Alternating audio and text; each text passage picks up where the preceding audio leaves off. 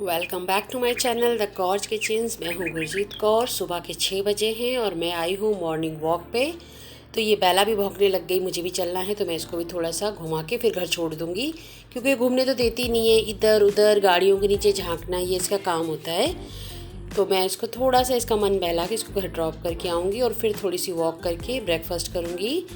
आज क्या है, गुरु अर्जन देव साहिब जी का शहीदी पर्व है तो हमें गुरुद्वारे भी जाना है। तो मॉर्निंग रूटीन मेरा थोड़ा फास्ट होगा, क्योंकि टाइम से भोग से पहले गुरुद्वारे पहुंचना है और वहाँ पे छबील का लंगर होगा तो बहुत ही एक्साइटिंग होगा, जाना है।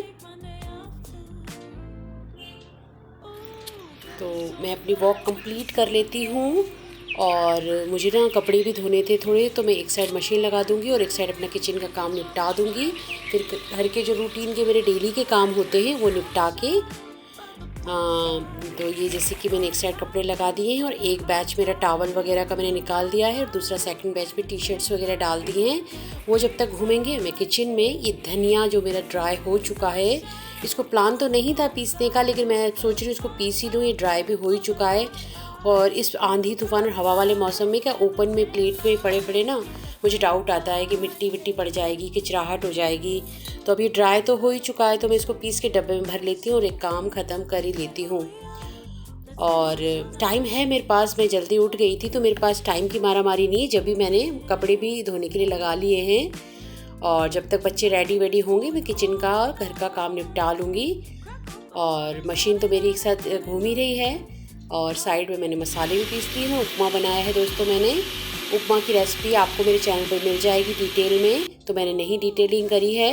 ये देखिए मैंने अपना प्लेट में डाल लिया है। मैं फटाफट ब्रेकफास्ट करके, मुझे दवाई लेनी होती है 10 बजे और गुरुद्वारे हम आ चुके हैं। आप भी दर्शन कीजिए हमारे एरिया के लोकल गुरुद्वारे की।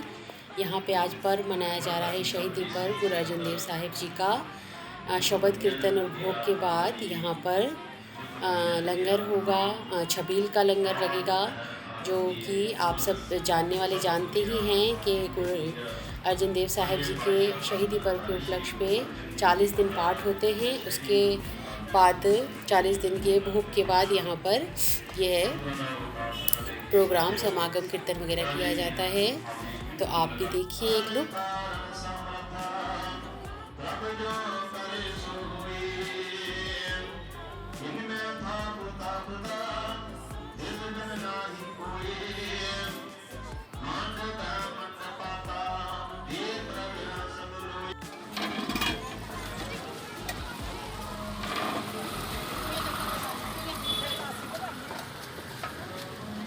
देखिए दोस्तों, इधर धूप बहुत तेज़ धूप होती है। दोपहर के तकरीबन 1 से 1:30 बजे का टाइम है और यहाँ पर ये सब बच्चे और सब सेवा कर रहे हैं। यहाँ पे छोटे छोटे बच्चे जूठे बर्तन धो रहे हैं और मेरा लगातार कंटिन्यू यहाँ पे छबील का लंगर चल रहा है और साइड में कीर्तन दरबार भी चल रहा है।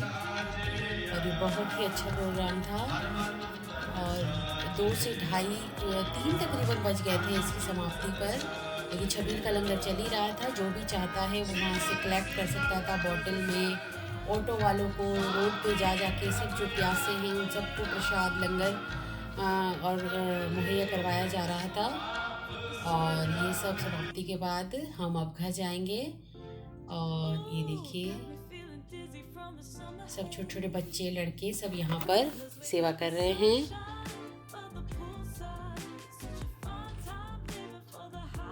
अब मैं घर जाके थोड़ा सा रेस्ट करके, तो यहाँ पर ये तरबूज पड़ा था, चलो मैंने कहा ये काट लेती हूँ, थोड़ा रिफ्रेशिंग है। क्योंकि शाम को हमें ये प्लांट्स आए थे, इनको करना है सेट गमलों में। और एक ये मेरे पास पाम का पौधा था जो कि बड़ा होने के कारण अब ये गमला इसका छोटा पड़ रहा है, तो हमें इस बड़े गमले में इसको ट्रांसफ़र करना है।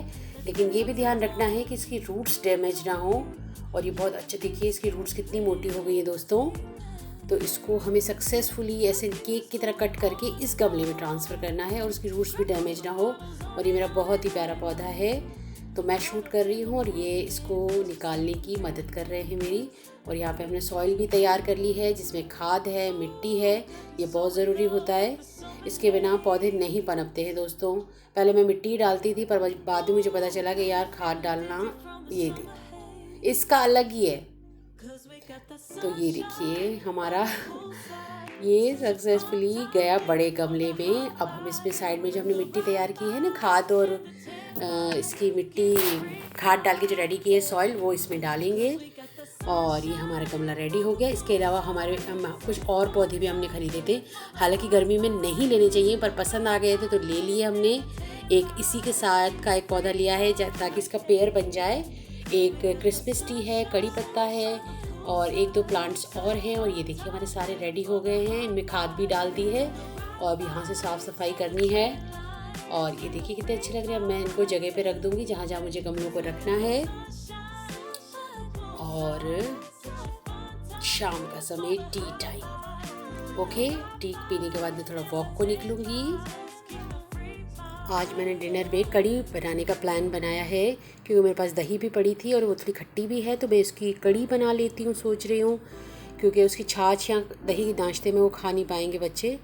और ये फटाफट बन भी जाती है और मुझे पसंद भी बहुत है।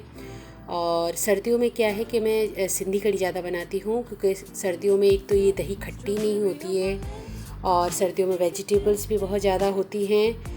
और सिंधी कड़ी की रेसिपी आप मेरे चैनल पर चेक कर सकते हैं, वो भी बहुत यमी होती है। और गर्मियों में मैं दही की कड़ी बनाती हूँ क्योंकि दही खट्टा सा हो जाता है तो खट्टी कड़ी ही अच्छी लगती है, आप सबको जैसे कि पता है। और यहाँ पे मैंने प्याज और थोड़ा सा लहसुन भी डाल दिया है। ऐसे मैं जीरे का ही तड़का लगाती हूँ, पर थोड़ा सा मैंने यूनिक करने के लिए इसमें थोड़ा सा लहसुन, बहुत मामूली सा, सब्जी जितना नहीं, और ये प्याज, लहसुन, जीरा, कड़ी पत्ता, हींग, इसका तड़का बनाया है। और इस साइड ये देखो मैंने जो बैटर तैयार कर रखा था ना छाछ में, उसमें नमक मिर्च सब डाल दिया था। तो ये एक साइड मेरा उबलेगा, एक साइड में पकौड़े बना लूँगी। तो मेरा बेसन का पैकेट ख़त्म हो गया था तो मोनू ने मुझे ला के दिया है। और सिंपल पकौड़ी भी मैं बनाती हूँ प्लेन, लेकिन आज मैंने सोचा कि मैं प्याज वाली पकौड़ी बनाती हूँ, वो भी बहुत अच्छी लगती हैं।